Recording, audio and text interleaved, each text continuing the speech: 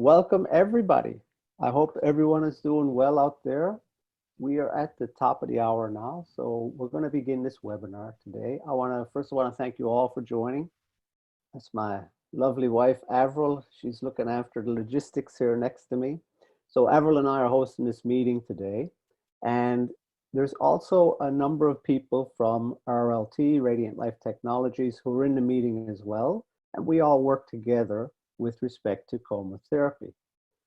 Why we say the physical and beyond is because once we move past strictly the physical, we get into an area, and this is what this whole topic today is about healing beyond the physical, which is about self-sufficiency. Now, when I use the word self-sufficiency, what I mean is we're talking about, we are all familiar with the analogy, if you give a man a fish, you feed him for a day. If you teach a man to fish, he can feed himself for a lifetime. So when we talk about self-sufficiency here, this is really what we're talking about. And the other thing I want you to take away, I hope you'll take away from this meeting today, is this is really about a chance for you to catch yourself doing something right. And what I mean by that is we're all doing things right in our lives, but sometimes we get them right and we're not sure how we got them right. But when we catch ourselves doing something right, we're in a much better position to be able to do that, let's say, with more purpose, with more consciousness, more deliberately. So instead of, I wonder how I got that right, it's, oh, I know how I got that right. Let me do that again because that really works for me. So this is what we mean by self-sufficiency. And then we're going to go through, actually, let me try this for 1 second. I'm going to stop sharing the screen. Okay, and my screen comes up. So with that self-sufficiency, the other thing we wanted to do, we're all going through trying times right now with the situation we're in. We hope that this will uplift and inspire you as well. Because when it comes to a journey, it takes us places beyond, obviously we start from a certain point and move on. So let's go into the meeting. Let me start sharing again.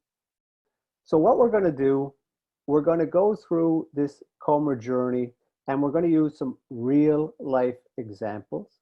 And this is all about self-sufficiency, putting yourself in the picture. And as a note too, one thing I wanted to add, when it comes to Radiant Life Technologies, just understand, and I feel this is very special and this is why I want to mention it. We didn't start with a product or device and then create a vision from there. We're actually a group of people who came together with a vision, and that vision is to help people help themselves, specifically with respect to self-sufficiency. And from that vision, this is where coma therapy, this is where it came from. And this is why we want to share this with you today. And like I said, hopefully this will inspire you. So without further ado, let's go into the first.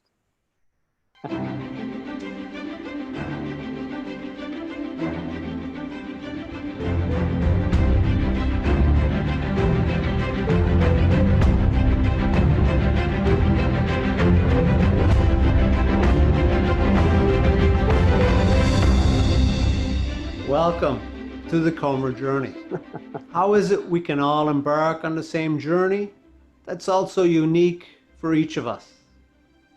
See if you can recognize aspects of your own journey from the collage of stories to follow, both the differences as well as the similarities. And I'll see you again at the end of this video. Thanks.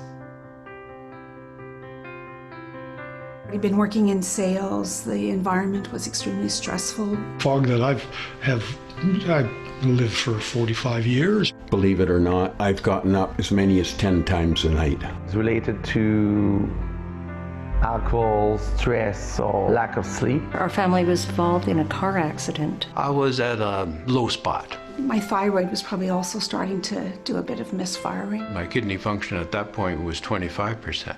I'd suffered an aneurysm. Yes, they found out or diagnosed me as having fibromyalgia.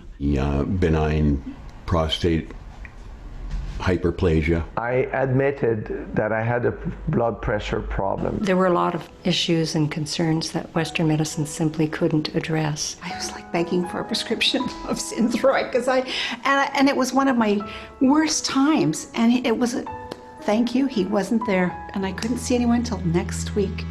And then I slogged home and I thought about it and I thought, no. You said you can continue the way you are doing things, but you will pay a price. So I thought about that. I was driven both by my desire as a mother to find a healthy way to help our son, but also just I knew intuitively that, sedating someone wasn't really dealing with their problems. I knew for sure that any kind of operation and going under the knife was going to be irrevocable.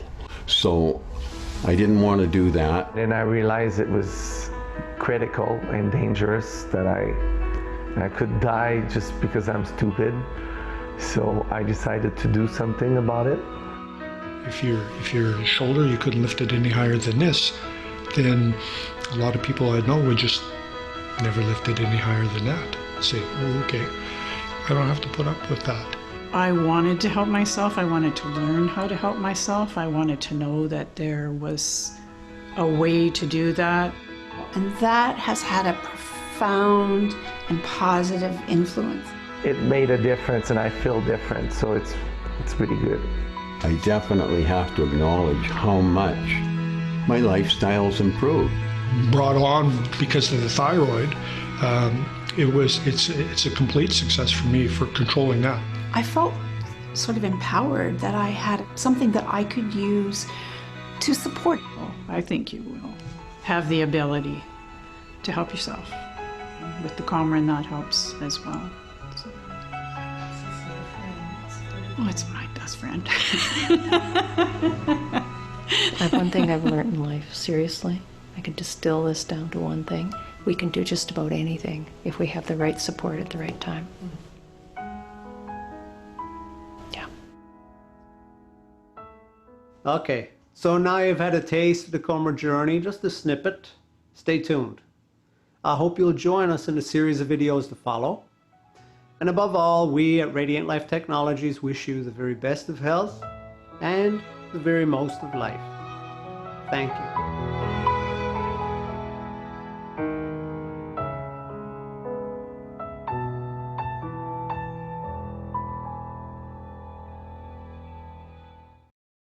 So there you have it. This is the crux of that Comer journey, a very, let's say, brief snippet into the Comer journey that I wanted to put up front to share with you. And this really is what we're going to explore today in more detail. What is this journey? Okay, so let me try to see what happens with the next. Oh, so we go past it. Okay, this works. So you'll remember from the email you received, or maybe you don't remember, but we're going to lay out the journey as we see it. Now, please note, we've been on this journey for over 10 years and observing this journey. So this is what we want to share, those observations, real life, real-time observations. And we're going to use people's actual journeys. So you got a very brief snippet of some of those journeys. And again, in this webinar, we're going to extract some more of those journeys. And we're going to look at that because I asked the question, and I'm asking you the question. How is it we can all embark on the same journey that's also unique for each of us? Now, when it comes to a journey, look, any journey we take in our lives, let's say, for example, I'll give you a simple, so we're all on the page what we mean by a journey. If something breaks in your house, you might have to take a journey maybe to your tool shed, just for example. Or maybe you have to take a journey to the hardware store. Or maybe you have to take a journey of contacting a plumber and getting this done and all these things. But we're doing this, it's not to fix the problem per se. That's the face value. We do that, but it's because that problem is having some sort of impact on our lives. So there's a greater purpose in fixing a problem. We don't fix it just for the problem. We fix it because of the impact it has on our lives. And in that, we can have also different meanings. As a little kid, I'm you got to go to the store and get something. Oh, okay. And it's a chore to go to the store. Or maybe I'm going to do something and I'm really enjoying it. So we can attach different meaning to whatever journey we're on. And the same thing happens with healing and disease. It only starts there. And what I mean by that is, you know, if you, well, we're going to go through that actually. Never mind, I don't want to give away the whole plot right now, but we're going to go through that in the talk of what this actually means, okay? So you can see very clearly that this individual is, this pilgrim, however you like to refer to him, is definitely on a journey. And this is what we're talking about today. So anybody who's interacted with me, I would have at least once recommended to you, please read the foreword of your user guide. This is the foreword, the first 2 paragraphs. I'm going to read it. I won't have any more slides like this with lots of text. I'm going to have this one just to remind you once again, this is the foreword to the user guide. And really, this is the crux of the coma therapy, okay? Beyond the physical. So let me read it. The Frontiers of Healing and Health, COMRA, a holistic approach to healing, well-being, and self-sufficiency. So great civilizations have come and gone, and each civilization has had its own unique methods of achieving physical, emotional, and mental health.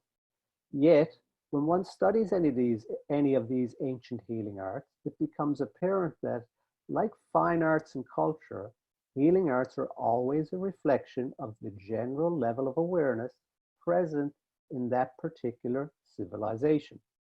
Apart from physical injury, the causes of the types of diseases that were prevalent in any one civilization, upon careful study, are seen to have their roots in the prevailing mindsets common to the people of that civilization.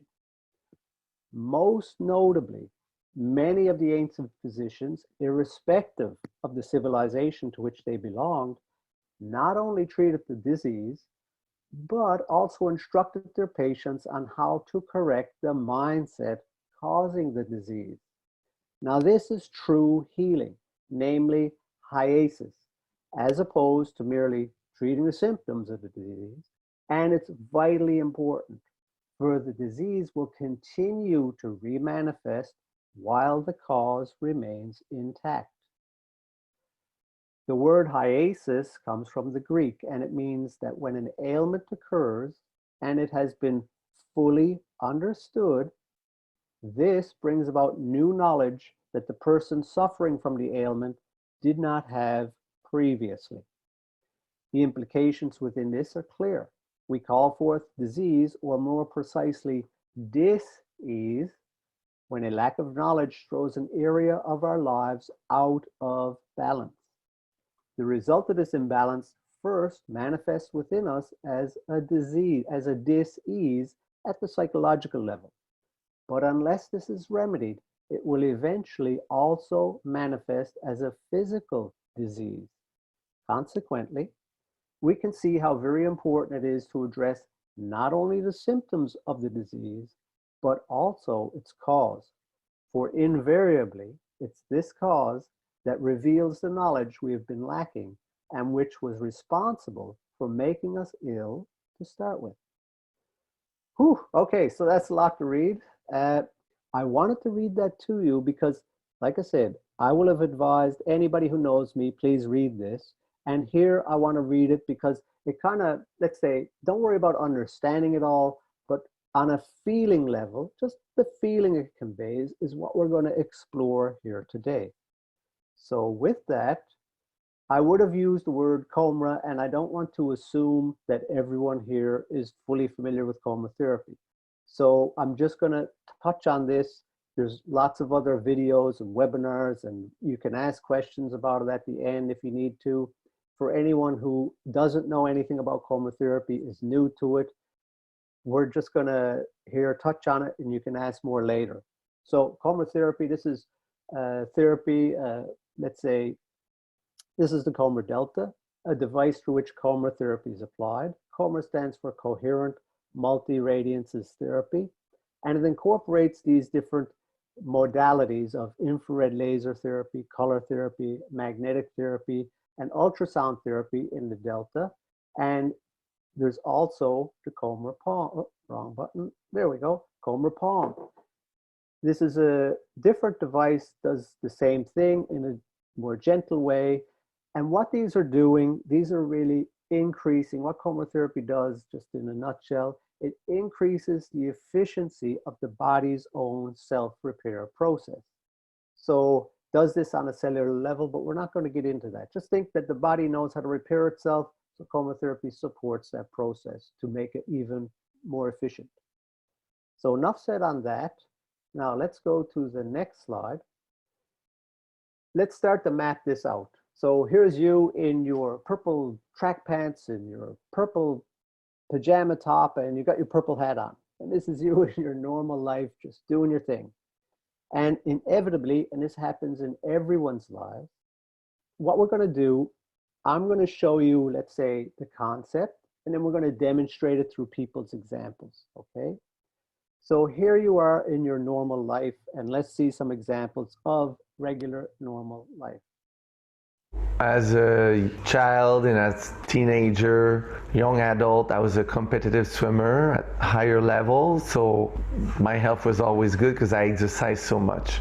In my 20s, I found out that I had a congenital kind of defect with my heart. One valve isn't working properly. I think I was very healthy. I worked out all the time. I was a runner, so I used to run probably 20K a day. I worked with my art on the side and take care of my kids and my husband too. I would have felt I was healthy, active. So those are just snippets from some people's stories, normal lives. And there's a lot of variation in what consists of a quote unquote normal life. But inevitably in everyone's lives, there's going to come a point where we are called to change, or you could call it a call to adventure, because we don't need to put it in a, let's say, heavy context all the time. So we can be called from within our normal life, and a call comes. Something needs to change. Now, inevitably, when that happens, what's going to happen is you're now going to put your purple backpack on and get your purple walking stick out, and you're going to begin a journey. That change is going to, that call to adventure, that change is going to take you on a journey. Now, to give you some context, the black dots will say are milestones in a journey. The black line is, there's all kinds of milestones within that black line. Let's say there's journeys within journeys. So here, what we're talking about with this journey, the next milestone that's often happens for people, and again, there's going to be variation because it's the same journey, but it's unique to each individual, where there can be a need to change, but you know, everyone's familiar with the caricature, who wants change, and we're all putting our hands up. But then when it comes to who wants to change, often those hands will go down, because we all know at an intuitive level that change can be uncomfortable, okay? So it's a very normal, natural reaction to change, to the call to change, to want to go, no, not me, don't need to do that, somebody else. And that's human nature, okay? What can often happen after that is disillusionment. By that, what I mean is the way I want to see life falls away to I start to see the actual reality. So let's say, for example, and knock on wood, I hurt my back really bad, but I don't want to say anything to anyone for whatever reason, doesn't matter what it is. And I'm trying to just keep a stiff upper lip and just carry on and these kind of things. So I'm in the denial phase, but then at some point where I go, okay, I can't sustain this. This isn't working for me. This is the disillusionment where I can't keep that illusion in place that I'm okay anymore. Something, I need to really something, I need to face this. And so once we go, Um, yes, please, Arjan. if I may, Yes. a very good example about this process, which is happening individually to each one of us as we embark on this journey, is also actually sometimes happens to a group of people, to a nation, to a city. But now what's happening, this call to action happens globally, I mean, literally to everyone. And we are in a situation when we might not want it, but the situation is such that it's actually happening.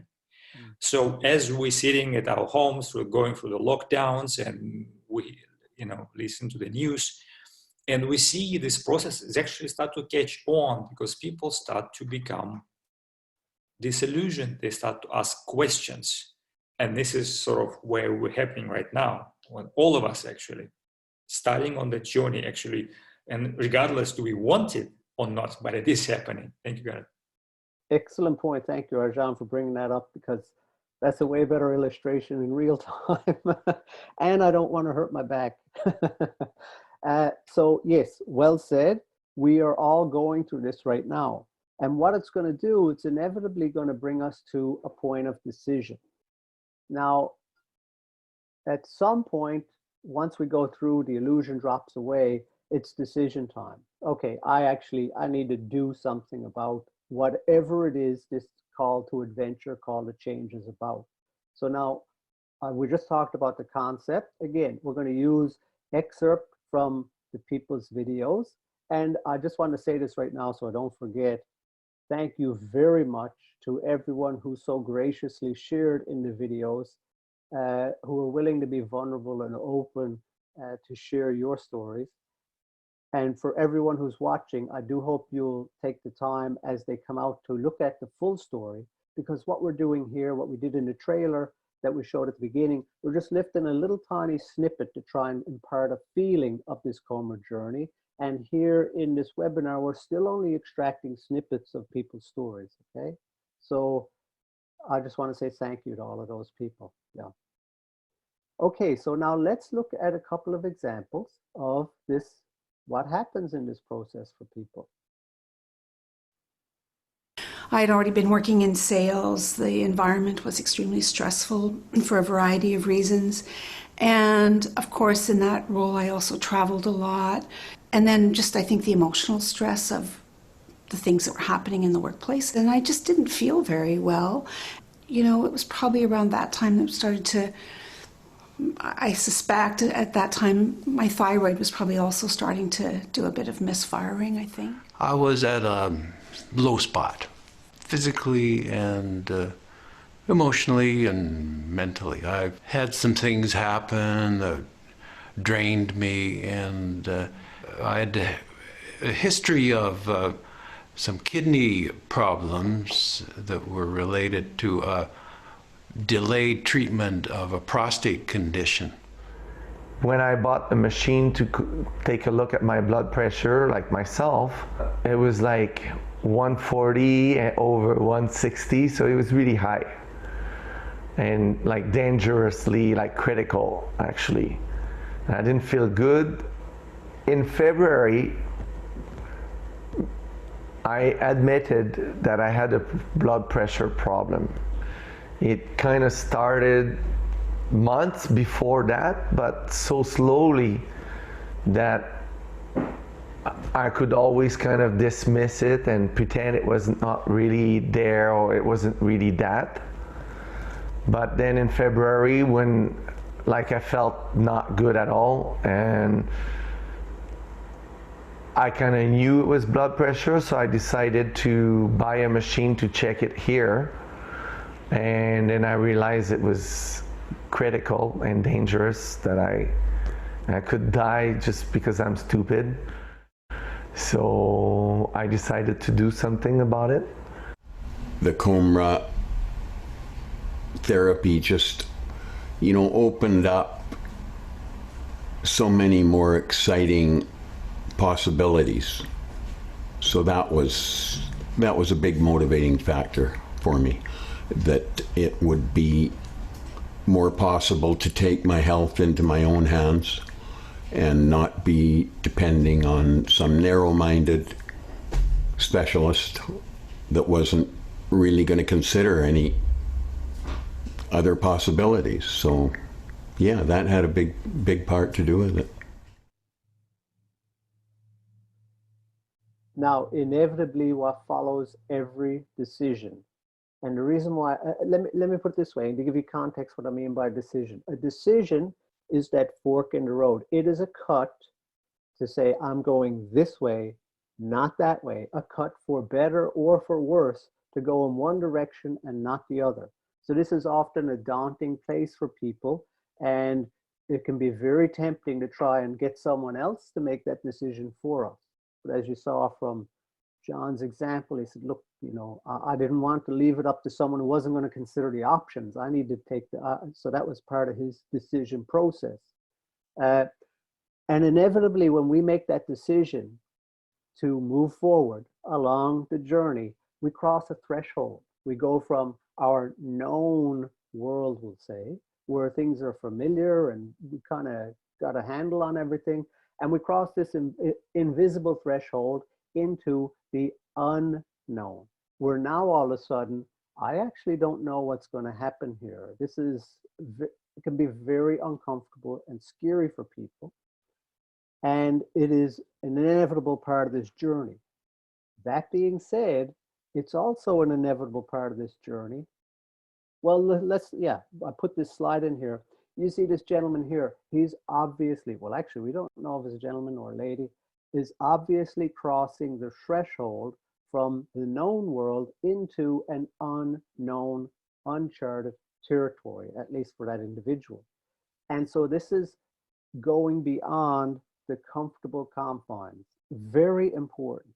And when we do that, inevitably what happens, and you heard it in the first video, support comes, okay? This is, we're kind of laying out the concept here. It's a theory, you can take it or leave it, work with it, see how it fits for you. But inevitably, when we cross that threshold into the unknown, support comes, or as is said in some ways, a teacher of some sort will appear in our lives. Now, with that, when I'm looking at this, you know, I can think of lots of examples from my own life, but we'll use the videos to go through that.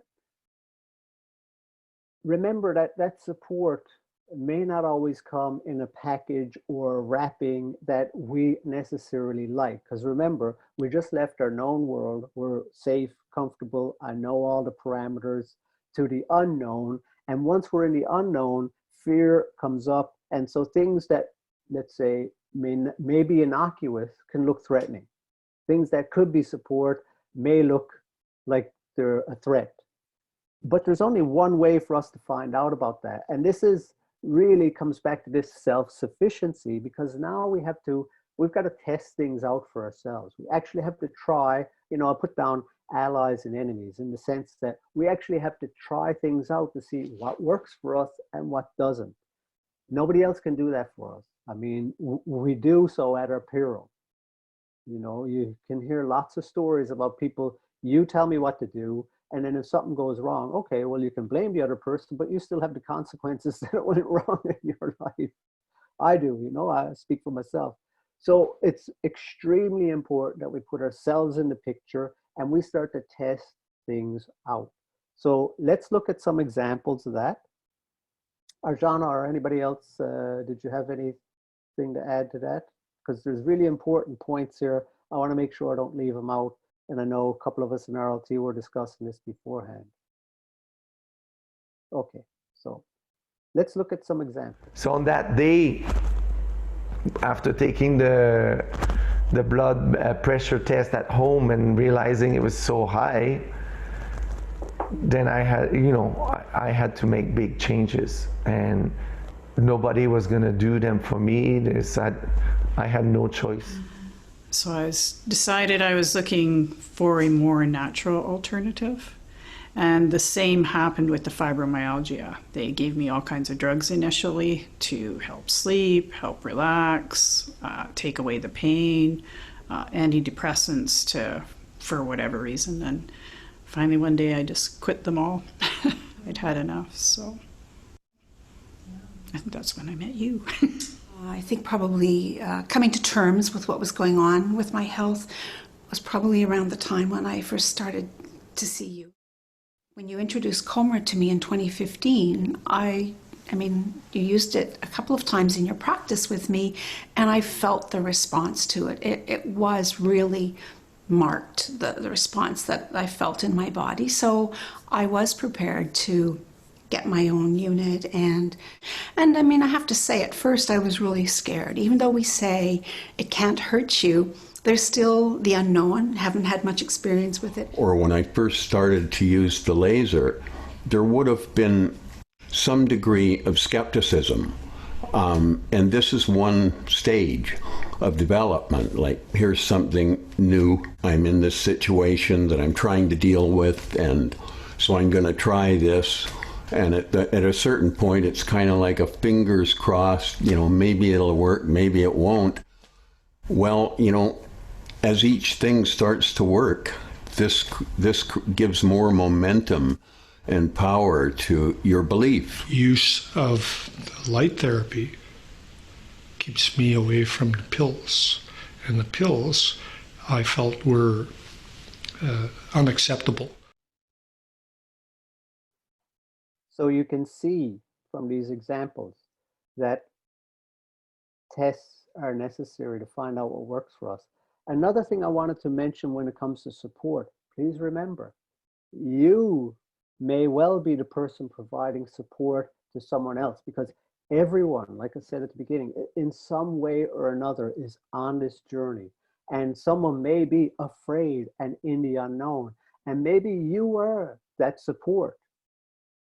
That support comes to everyone, and we're also all instruments to deliver that support in one way or another. So just an important point that we can be on the giving and receiving end of that support. So please make sure you're in, and that self-sufficiency again comes into the picture. Yeah. So let me skip, there we go. Now, what inevitably happens when we start to test things is we start to, and I put down, approach to the inmost cave. What I mean by that is, because we can only do the tests, we start to put ourselves in the picture. And what that means is we start to move toward ourselves, so to speak. In other words, remember at the beginning, we said imbalance. Dis-ease in the body is imbalance. So now as we move toward ourselves, picture if my power is outside of me and I start to bring it back toward me, my center of gravity, my point of balance starts to come back in the center. That's a very important thing. And we're going to explore it a bit more, but this is what I mean by we start to approach that inmost cave. We start to approach some of those areas are actually vulnerable within ourselves. Maybe we don't necessarily want to look at them. But inevitably on this journey, you can see the descent downward, so to speak, into this unknown, which is also, I don't know if I said this, but it's also the process of change. Once we hit the unknown and we start to explore it, change is inevitable, okay? And we're in that process. And remember, it is a process. So be gentle with yourself, with the other people who are on their journeys. We're all going through this process. And we get into facing these aspects of ourselves that, or things about ourselves and our lives that we may not be aware of fully. Let me give you an example of what I mean so we're on kind of the same page. I'm going to use an analogy. So when we come into life, we have a full pie, okay? But through conditioning and socialization, and maybe had a bad time in school, something happened, and we take pieces of that pie away. We socialize to take some of them out. This one's appropriate, that one's not. But inevitably, as we take the pieces of the pie away, we take away parts of ourselves. And this can create dis-ease in one's life. So again, when it comes to healing, I didn't say this at the beginning, but it's a very important point. It doesn't necessarily have to mean physical ailment.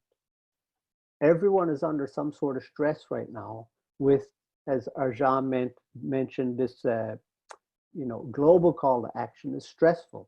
So we don't want to turn that into a disease or a dis-ease. We're trying to, you see so many things out there right now with the holistic healing and health about trying to get people to be balanced. So they're trying to help people navigate through this.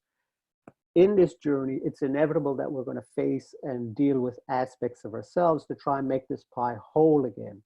So when you hear the word wholeness, holistic healing, is also a synonymous word with self-sufficiency. Those words are kind of interchangeable. So let's have a look at the next step, which is claiming our power. Now, another word we could use instead of power is responsibility. We claim our responsibility. And by responsibility, I don't mean this heavy weight. I mean, I've experienced that. I'm sure everyone's experienced it to one degree or another, where responsibility feels like a very heavy weight on our shoulders.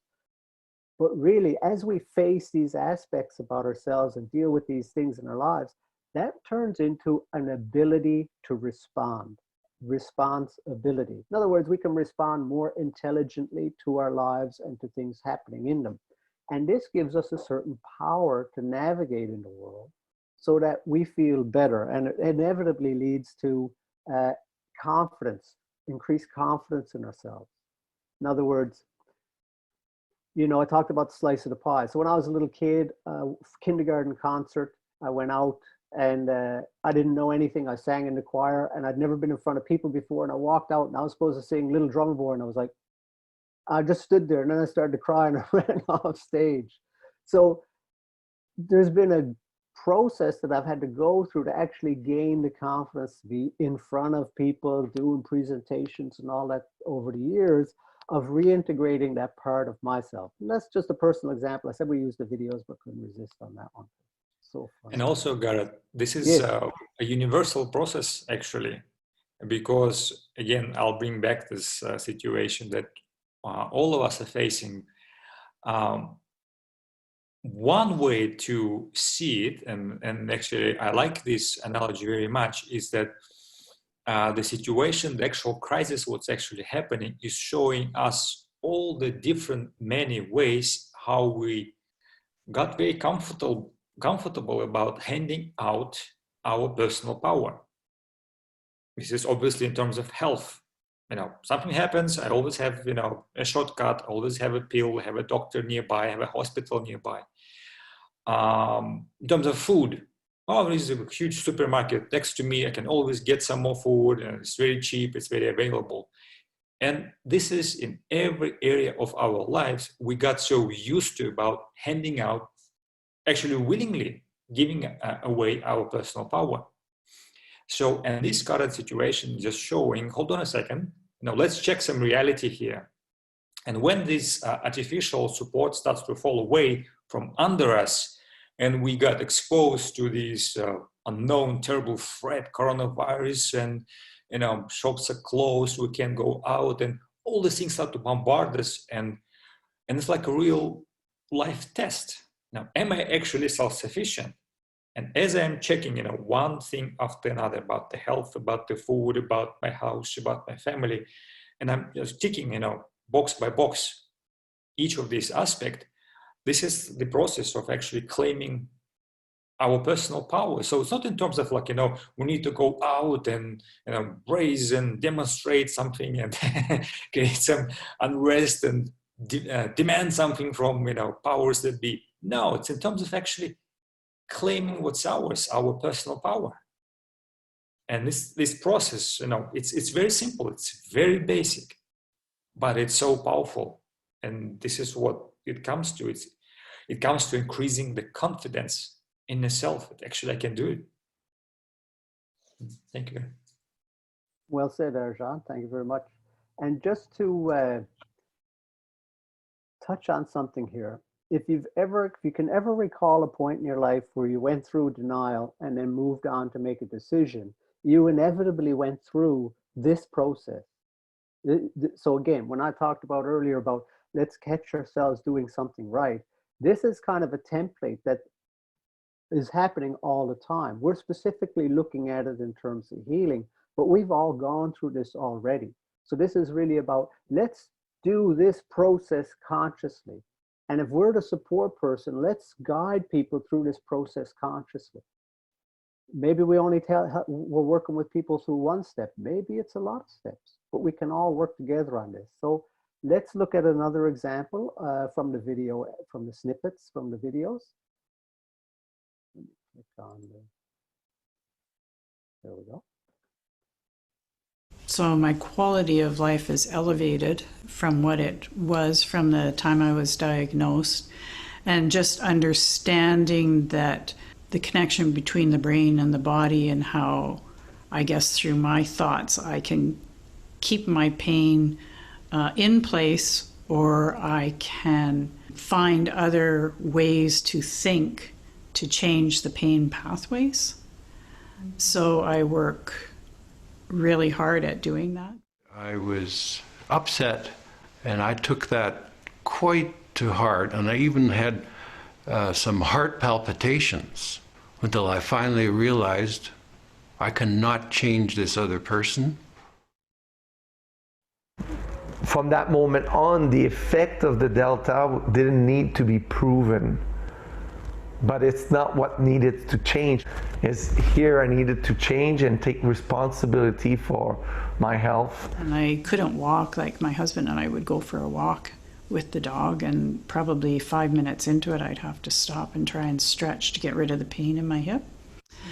And it was continuous. So I would relate it to the fibromyalgia. So I guess it was things that from my past that I was subconsciously hanging on to in my mind, and feeling whatever the feelings were from the past that were causing the issues. It's all a part of the big holistic picture. And the more success I get, the more I have to believe that this is the direction to go in. And the more I do believe, the more power it gets. And now I know that I can sense things, like I'm getting better at sensing things and listening to my body. Say if we were talking the same 10-year time span, I've taken quite a bit more control. I've taken quite a bit more responsibility for dealing with things I can do. The responsibility then goes to things that happen to you that you have no knowledge of having a control over doing, and saying that that still is something I have an effect on about how I recover. So now you see, those are the examples we looked at in terms of that. Now, the next thing along this journey that we're all on, these people are exemplifying, we have this road back or road onward, a decision. Now, I'm going to draw on the slide because it's something I really want to demonstrate here. Let me format. So at this point of a point of decision, okay, we're at another fork in the road. I'm going to talk about the way one way is going to lead us onward, another way is going to lead us back. So picture it this way. Once we gain confidence, we can become overconfident or complacent. By that I mean, okay, that's good, that's done and dusted. I'm just going to get back to my normal way. I'll give you an example. Athletes are, let's say, kind of notorious for this. They'll use chemotherapy to treat some injury, and as soon as the pain stops, they're running on it again, or they're working it again, but they haven't actually, then they go back through, in other words, they start to go backwards. They start to go back to what was causing the injury in the first place. They're not correcting something there. So when I talk of complacency, this can also be, let's say, for example, weight loss. And I did a lot of work to lose weight, and then I'm feeling really confident, I'm looking good, and I go, well, you know what? I really deserve that box of donuts right now because I did a lot of work. That can also take us back. So there's countless examples of, maybe we'll get into that in the discussion if people want to share something about that. But there's a lot of ways we can take a step backward. Now, inevitably, what ends up happening is it's not really that it joins a circle, but it becomes a rinse and repeat. But of course, if you have to go through the same rinse and repeat over and over and over, it gets worse and worse and worse, okay? Not much fun. We've all gone through rinse and repeats in our lives. So we don't really like that. I know I don't, and I've done it many times. I mean, there's a good joke. I was told I really like it. No worries. Human beings will always do the right thing after they've exhausted all other possibilities. So when we look at that, inevitably we're going to make the right choice, but it might take us a few times around in order to go, oh yeah, okay, I need to do something different here. I mean, this happens in a lot of different ways. We can, let's say, I'll just use, anyway, we're going to get into some examples, but the complacency is one thing, and then the overconfidence. I got this done and dusted sort of, I'm good. However, if we're careful, and by that mean full of care, and we respect what we just went through, this can lead us on a new journey. So let me draw on the screen again, and it starts to, well, I don't need to draw on the screen actually. We can start to move, well, actually I do, in a new direction. And let me clear the drawing so I can show that. We can start to move in a new direction. And this is the road onward and upward. Now you see, we just crossed another threshold, but this is a different kind of threshold. We're going into a new, let's say, our knowledge becomes solidified. This power we gain down here starts to translate itself into knowledge about ourselves and about life in a very real way. It's a shift, okay? And we start to move toward a greater breadth and depth of knowledge. Now, by knowledge, I mean experiential knowledge. In other words, I went through this experience and now I know X, Y, and Z that I didn't know before. And this inevitably leads us on to a larger sphere of experience. So now here you are,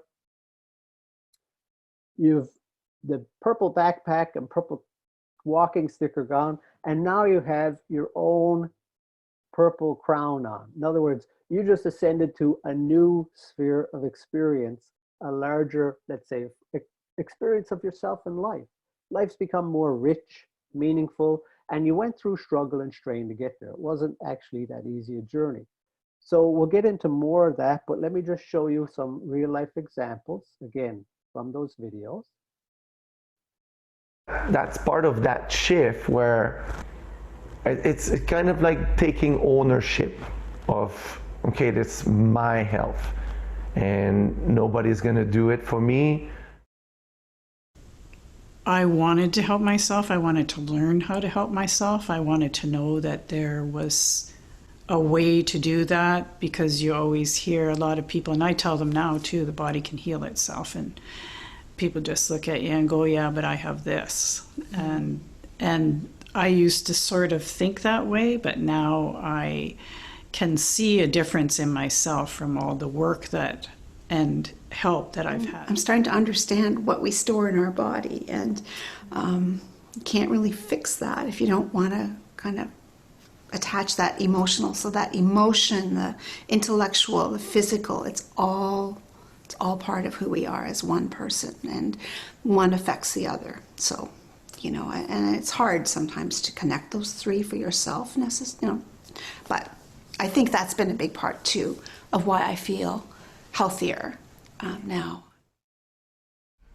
At this point in my life, I feel like I'm understanding and actually feeling it right in my bones what the power of holistic healing really is. It's something, it's not a word that's new to me. I've known about it for years, but it's at this point in my life, and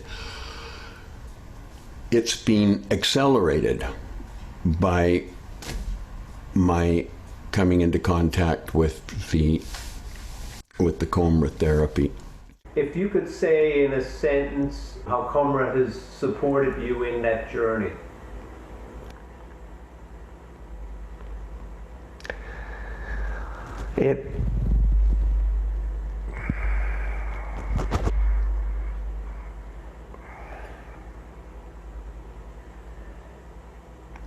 Being more accountable,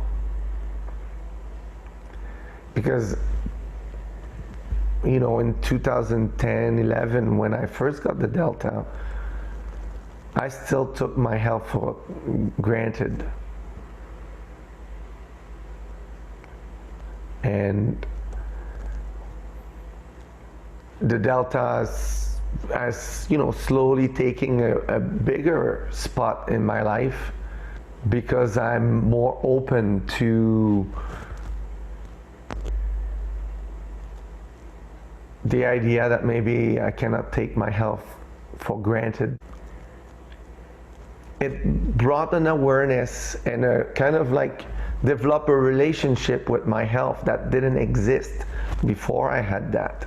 So that relationship was not existent because I had doctors that could take care of that for me. But slowly but surely over the years, that relationship with the Delta and my health, as I think it's more where it needs to be. So that's kind of like the journey so far.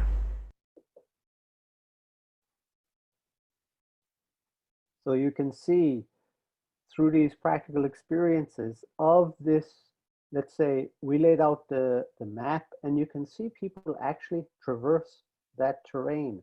You yourself have traversed that terrain thousands of times in your life. So please catch yourself doing something right. Know that when we hit these difficult points, support will come. I'm sure people would have stories. Everyone's got amazing stories in their lives. Every life is an amazing story. And like I said, I'm very grateful. Thank you so much to all the people who were willing to share their stories with us. I would have loved to share more of those stories, but we only have so much time. I do want to share one other one though. And this is, we just saw the story from, let's say, the home user, the person at home. But what about from a professional's perspective? What about from someone who's the one who is the support? Let's have a look at that person's journey. We have one of those here too. That's part of that shift.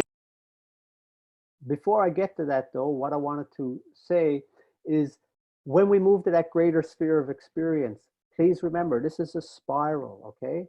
And this spiral, self-sufficiency, holism, well-being, all of these things are a part of it. And when you look at that in your own life, we all want a fuller, richer experience. So life is a participatory process. We get out what we put in.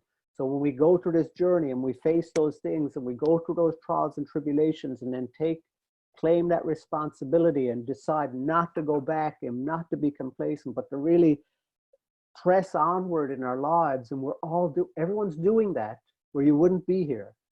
When we do that, we expand our experience of life and ourselves, and it becomes a much richer, fuller process. I don't necessarily mean easier, okay? Because it's easy, let's say, the path of least resistance to do that rinse and repeat. You know, we've all done it. It's more difficult to take the turn of the spiral around to go to the next, let's say, higher, ascend to the next higher experiential plane, so to speak. And you can look at this in a different way too. You can look at it as in, you know, those Russian dolls you see. But anyway, we'll get to that in a second. Let me show you the video from a practitioner's point of view. And this one is very condensed, okay? Again, another story, lots to it. I've been a physical therapist for close to 45 years and an acupuncturist for about 30. And a craniosacral therapist for about the same time. So I've we'll say moved toward the complementary or alternative medicines about 30 years ago.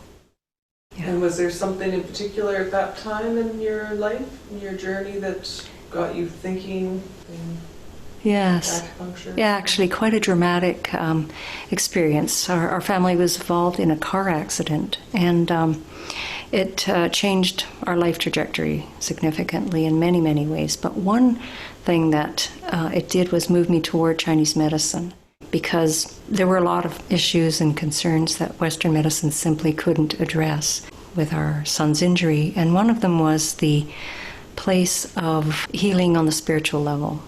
There wasn't a place for that. So I was fortunate to find a teacher who recognized that that was what I needed in my healing journey.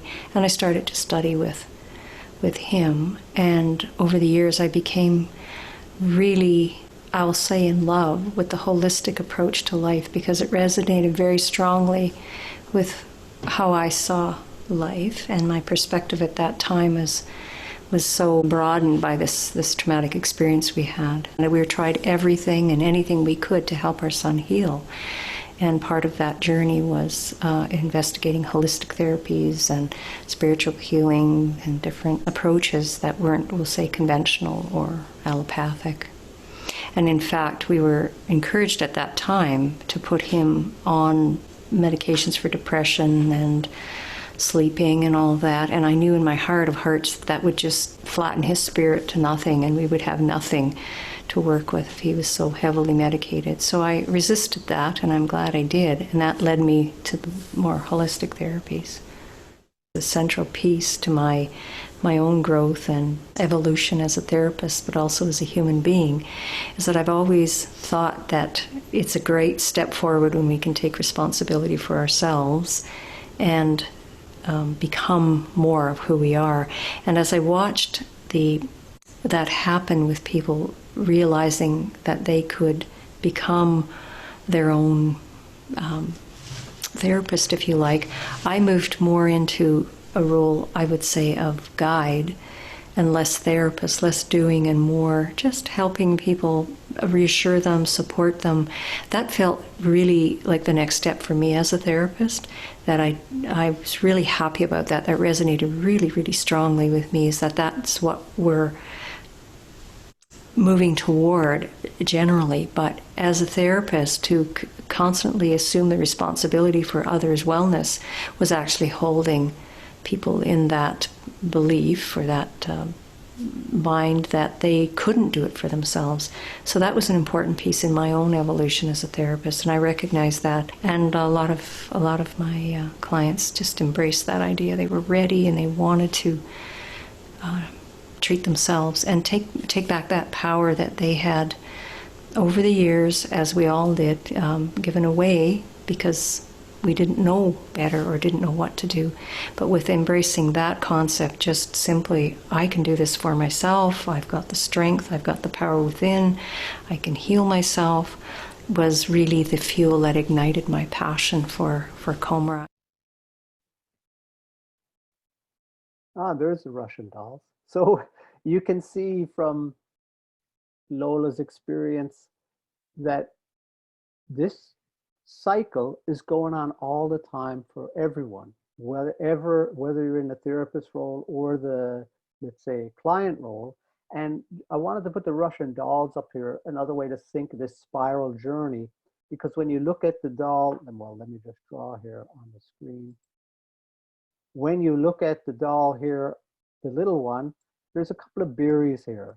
And then when I talked about go into richer, fuller life, you can see that the berries are now transforming, and each picture is more elaborate. Each expression of that being, will say, that the dolls represent, is a fuller expression of the potential within that person. And this is what that healing journey is all about, is let's bring forth as much of that potential within ourselves as we can. That essence, that first one with just the berries, the little tiny one, is still within, but there's much more expression we can give to ourselves if we only allow ourselves to keep moving forward on that journey. And I just want to say to everyone out there with Coma Therapy and on your healing journey, well done to you, because this is truly what you're doing, whether you know it or not. And people have heard me use the word, it's a surreptitious thing that happens with Coma Therapy. This is what we're talking about. This is the whole crux of everything we're doing at Radiant Life Technologies with Coma Therapy, is we're trying to move people into this journey. You're in this journey. You're also moving people into this journey in one way or another with the things you do in your life. So again, well done to you all.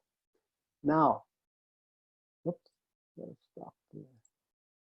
Clear my drawing. And annotation, and let's move to the next.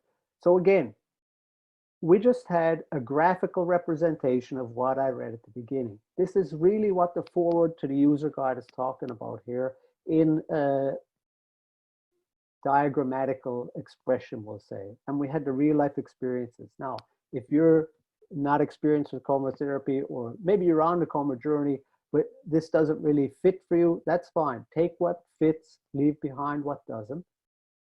If you're uncertain, if you're still in the place of uncertainty with it, because this is also a journey of even getting this new knowledge, or looking at something you may have known before from a different perspective, just see where it fits in your life. Let it percolate through, see what happens.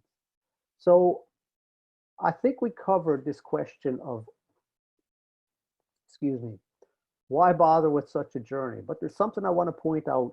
This is very important in my life, and from many people I've spoken with. It's not enough to know what we want to move away from. Okay, I want to move away from my pain, so I embark on a journey. But a lot of times, I won't say a lot of times, I'm going to say for most everyone, it's also important, what are we moving toward? Why bother? We need to let ourselves dream. It's not enough to run from the pain. It's also, we need to know, let's let ourselves dream of that potential unfolding, what it is we can move toward, what we want to move toward, so that when we hit these certain, let's say, milestones on the journey, sticking points in the road, we have both the thing we want to move away from that supports us, because we already know where we came from and we know we can't stay there. And we have the things we can envision, whether they turn out the exact way we envision them or not. We know where we're going in a general sense. And every step we take actually revises and, let's say, fills in the embroidery of that picture that we're actually weaving for ourselves with each step taken. So we don't have to be crystal clear on the destination. All we have to be is let ourselves dream of the fuller potential that exists within us all. And this is really what the healing journey, the coma journey, the hero's journey, whatever you want to call it, this is what it's really about. Because at the end of the day, when you read here, like the disease, physical or otherwise, it's going to call us onto the journey, but that is not what the journey is about. It's about using the context of our life situation and circumstances to dig deeper into who we are, to give fuller expression to that. And that's really what this is about. So, whew, wow, this is exciting. So let me go now to, let's start the discussion. So I want to open it up. Anybody wants to share? Maybe you had an aha, maybe there's something going on for you. You got a question, something's not clear, or you just want to share something from your own, not just, or you want to share something from your own experience. Please go ahead. I'm going to mute myself for a second. Avril, would you mind to moderate for a few minutes while I have a cup of tea or sip of tea? I'm still going to stay here, obviously, everybody. I just want to have a sip of tea. I'll use the opportunity. I have one example which I like very much when we talk about that healing journey. My aunt, she's 90 years old, and she lives in Altai, where I'm from. And I brought her Delta about 6 years ago, and at that point she was like pretty low. She had obstructive bronchitis since World War II, and every winter she would get into the hospital. Actually, spring and winter, spring and autumn, she would be spending in hospital at least 2-3 weeks, like a clock. And every year I would see her, she was going down and down, down. And I brought her Delta, and I showed her how to do the treatments, and she was happy to start doing that. As time goes, I'm learning. She liked it so much, she started talking to her neighbors. It's a big apartment complex and many apartments there. So when I'm learning after that she's actually become a healing center in her own right. Her friends would come over with all kinds of disease things like back pain,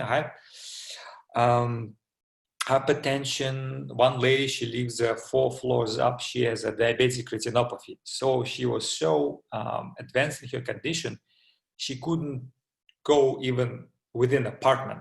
She was almost blind. She could almost only see, light and darkness. That's it. It's a condition where you lose your vision. So people start helping her with delta treating, you know, on 3 stairs up. A few months later, she was getting better and better and better. And I remember asking her, so how do you feel? Oh, no, life is still the same. It's so tough and difficult. And I'm an old lady. No, but how's your vision? Oh, it's actually not much better. I started walking towards the shopping mall to buy groceries. So that was, you know, and it's just my aunt. She's not a medical doctor. She's doesn't have a degree. All her life she spent teaching children. She's a teacher of Russian language and literature. And all she was doing with Delta, with that device, she was feeding herself and just lending it to her neighbors in the same apartment complex. And I start seeing that process is spreading, like through my relatives, through the neighbors, through everybody, by people just trying out, and this light bulb start to come out. Oh, but actually I can treat myself. And now with what's going on at this very moment, today, what is happening is that everybody who were exposed to chemotherapy, you had the device, maybe you attended one of the COMRA courses we did with Garrett a few years ago. But now everybody, all of us, have all the necessary tools, the practical experience, the devices, the way how to explain and share with everybody else out there. And this is such a fantastic model because, I mean, all it takes is just use it. It's so easy. And in this process, it becomes so uplifting. And this is just only one example. My kids, they're staying at home, not going to school. And I'm teaching them, I'm showing, okay, there's an immune system, there is a white blood cells, they're doing their job, they're, you know, eliminating of this coronavirus. So all we need to do is take this small machine and then you treat your immunity. So I'm explaining, and my son likes the idea. So he has this game called Minecraft. He constructed a copy of me in Minecraft, like my head, the beard, the lungs, the blood vessels, and he made these small creatures running around. He said, oh, this is a virus. He really thinks it's a virus. And he made this small video, like, you know, we treat, like, you know, we actually shot the video, and then you're flying into the body in Minecraft, and then you see how the immune cells attacking the virus. But, Mom, but son, it's really exciting, you know, let's make a movie out of it. And then next thing I hear my daughter, she's talking on the phone with your classmates. She says, no, don't worry about it. We got these things called leukocytes. They're so powerful. I mean, they'll take care of it. You know, we just need to good lots of sleep. You know, don't worry, not too much fear.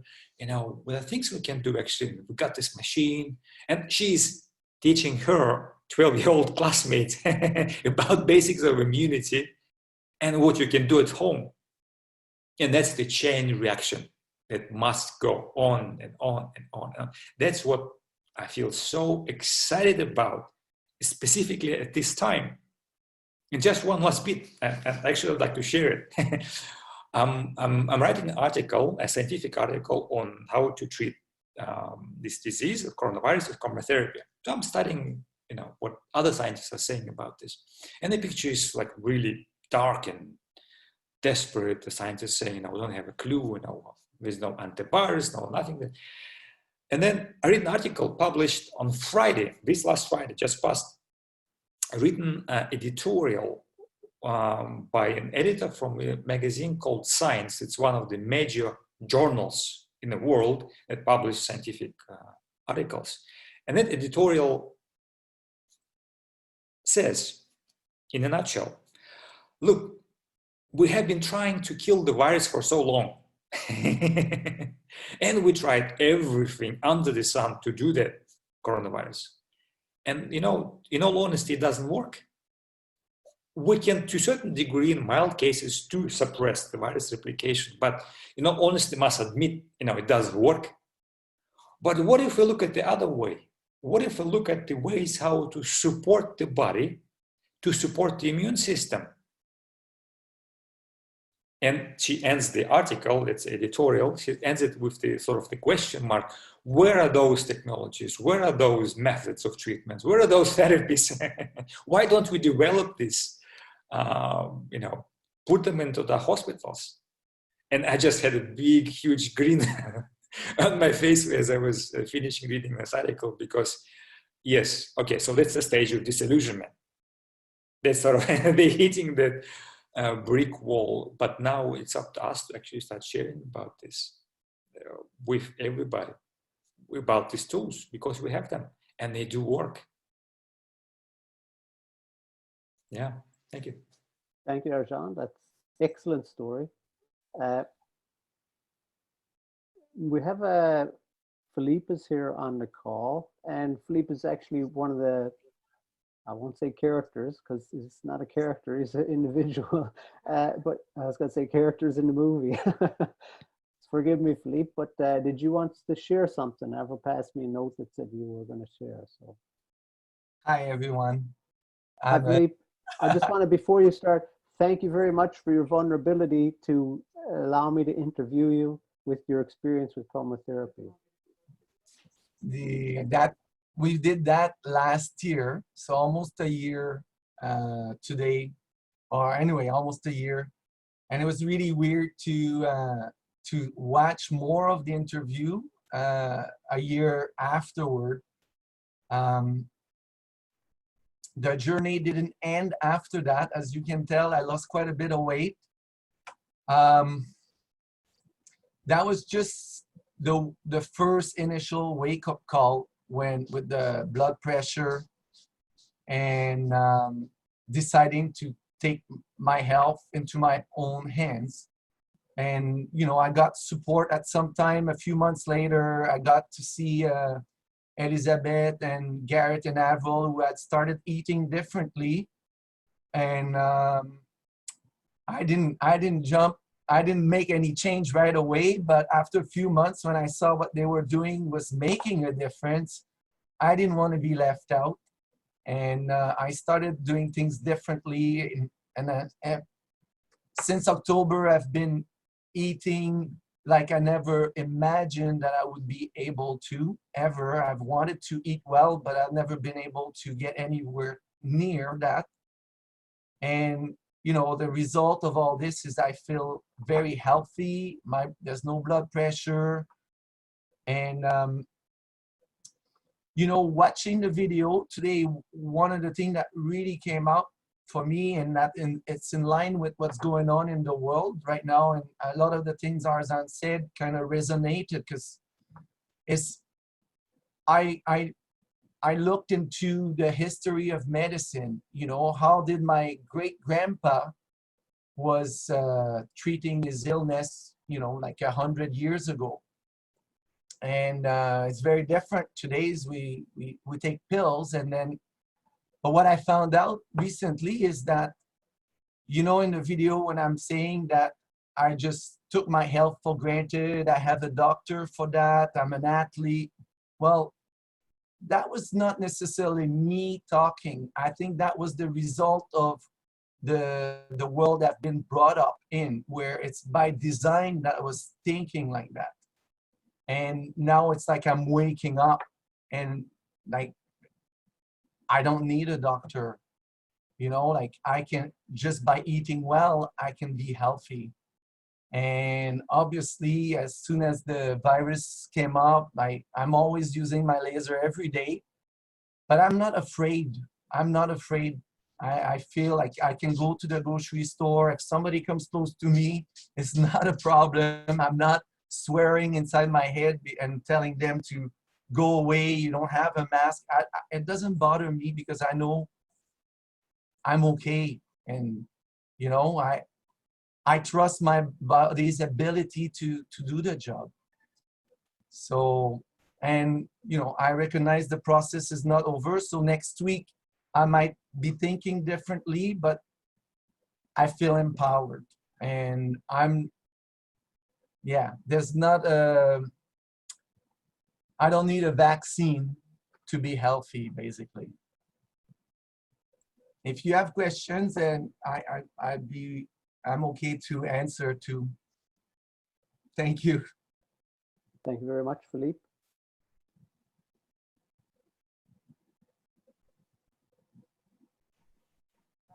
Denise, I see that you're talking. There's some chats too, but go ahead. You need to take yourself off mute.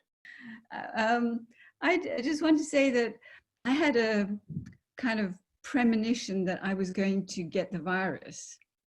And it wasn't a fear thing. It was just a little message that said, I don't think you're going to get through this without it.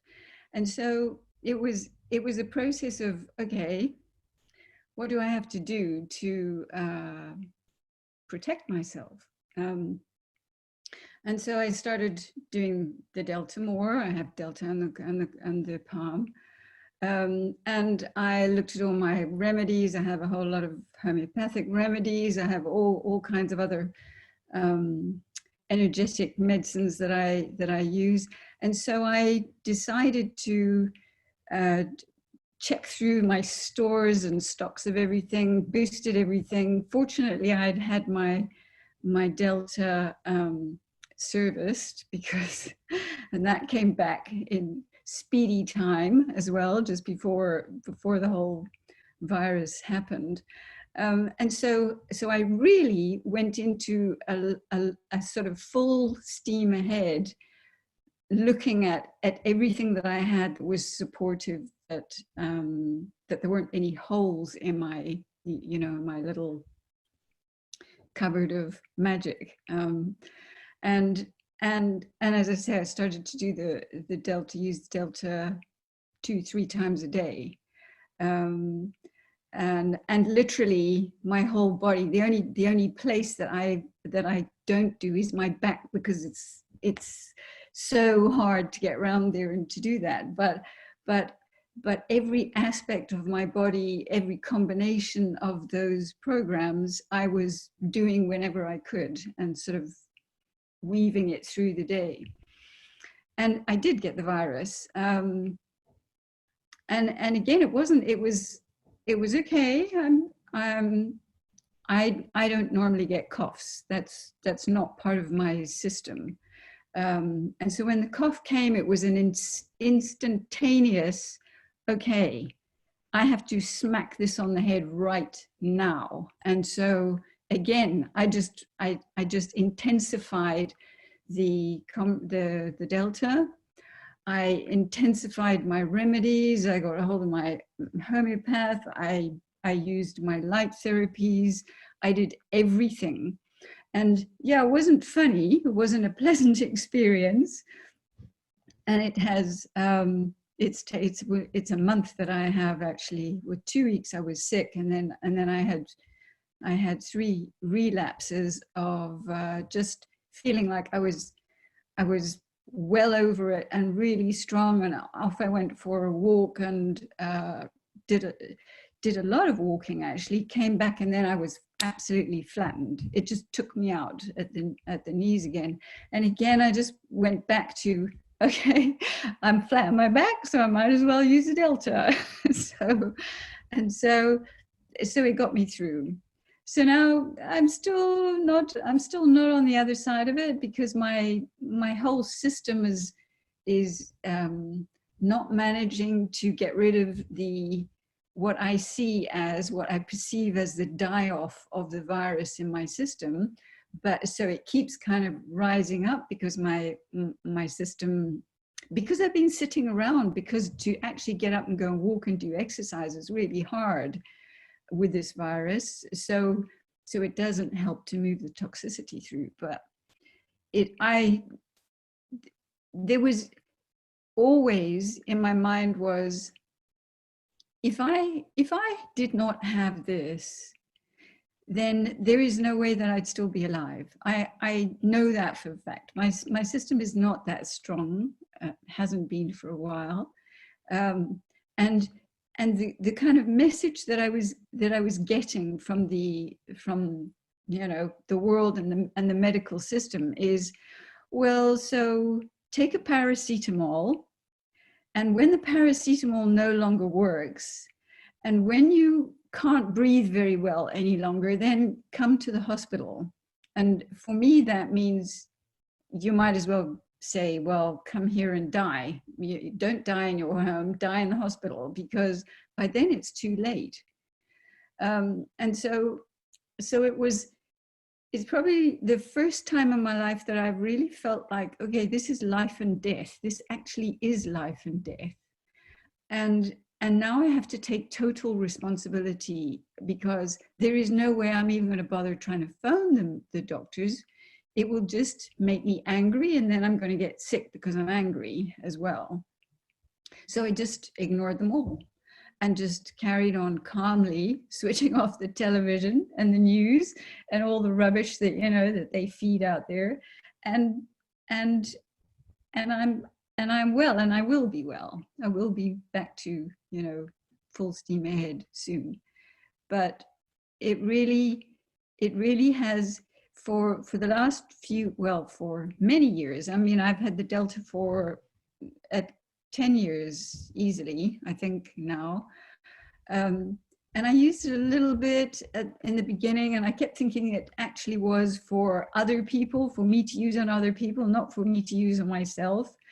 And then I realized, no, I don't want to use it on everybody else, because suddenly I found, you know, there were various parts of my body that actually needed it much more. And so slowly but surely over the years, I'd use it more, and then I'd give up and go to the doctors, and then get nowhere and get more sick, and then get cross because why didn't they heal me? And I go back to my own methods again. And this has been that, I mean, that little circle that you just showed us just now, the devastating thing for me is that I have done that spiral inwards a number of times with one or two outward circles.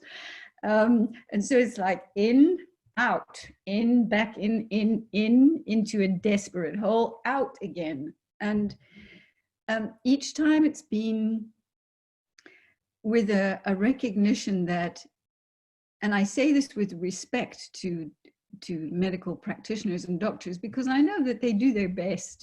You know, it is a method and a system that they believe in. And so I cannot negate everything that medicine does, but I just, and it's because of that I put trust in them as well, thinking that, okay, I believe and I trust that those people are doing what they're doing because it really makes a difference and it really does heal people, but it doesn't for me. And I think that's been the hardest part of it, is to recognize that where I kind of think, well, everybody else, or there are other people who can heal from Western medicine, and there must be something wrong with me that I can't heal at all. But it hasn't been that. It's been about, I have had to learn that my healing is not through another doctor or a Western doctor. My healing is not through Western medicine. My healing is in the acknowledgement of my own pain and my own disbelief in myself. And so, yeah, the virus has been not an enemy, actually, some kind of foe who has stood up there to be vanquished. And because I knew at the same time I got that message that I was going to get the virus, I got the same message saying, but you will be fine. But I didn't get a message saying, well, because you're going to heal yourself with all of your own things. There were just the two things. You're going to get it and you're going to be fine. And what I did in between those 2 points was entirely up to me. And so what it has been is really standing up to anybody in my life who has tried to put me down. So yeah, I would say that I've conquered it. And yeah, Thank you very much, Denise. Yeah, thank you for being vulnerable to share that. I'm very, very, very, very, very glad that you're coming through the COVID in such a really good way. I mean, yeah, I'm glad to hear from you, glad to see you, and glad you're doing okay. Thank And you. for the honesty to share about, look, the real crux of the matter is, yeah, what it is for you. I mean, I can relate. I'm sure all of us can relate in our own ways to what you shared, because it's another real life example of this journey. Yeah, lovely. Thank Mend you. well. Yeah, mend well. Yeah.